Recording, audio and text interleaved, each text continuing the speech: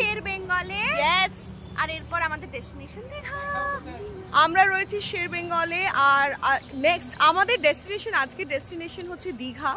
আর কলকাতা থেকে আমরা অনেকক্ষণ আগেই বেরিয়ে পড়েছি। আর আজকে আমাদের অ্যানিভার্সারি, 4th অ্যানিভার্সারি, তো তার জন্য আমরা দীঘা যাচ্ছি। আর আমরা একা যাচ্ছি না, 4th অ্যানিভার্সারি হলে যাওয়া হয় 1 2 3 4টে কাটিয়ে ফেলেছি আর আমরা 4 জনে যাচ্ছি।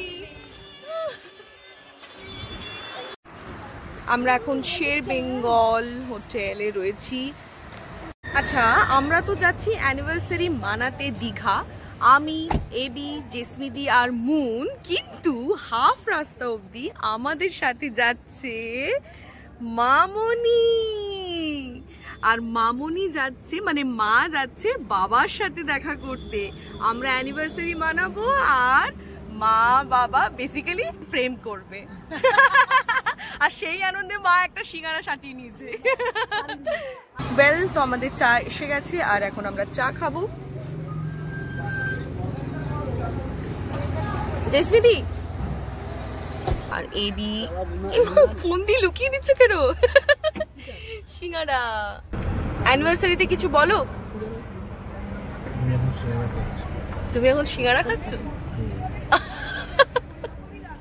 সিঙ্গারা খাওয়ার সময় ডিস্টার্ব না করাই ভালো এবিকে, কারণ ওটা একটু মন দিয়ে করে ও খাওয়া দাওয়াটা, যার জন্য আজকের দিনেও আমি পাত্তা পাচ্ছি না।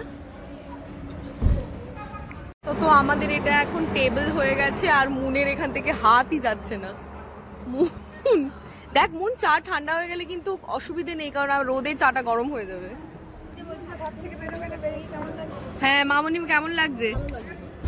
সো আমাদের নরঘাটের নায়িকা আজকে ফটোশুট করছে। তোমার আছে পোর্ট্রেট? হ্যাঁ আছে তো বটে, কিন্তু কোথায় আছে? এই যে পোর্ট্রেট। অ্যাকচুয়ালি রোদে আমরা তাকাতে পাচ্ছি না, আন্দাজে সব হচ্ছে। হ্যাঁ, নরঘাটের নায়িকা আর বেবি বানি ফটোগ্রাফার।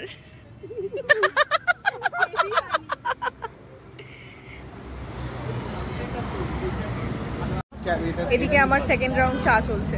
আজকে নাকি জেসমিদি ছুটিতে রয়েছে। চলো দীঘা চলো। তুই কি চাস দীঘা যেতে? অবভিয়াসলি মনে থেকে ডাকো না। কিন্তু এই মানুষটি আমাদের সাথে রয়েছে কিন্তু চায় না যেতে। আমরা, তুমিও চাও?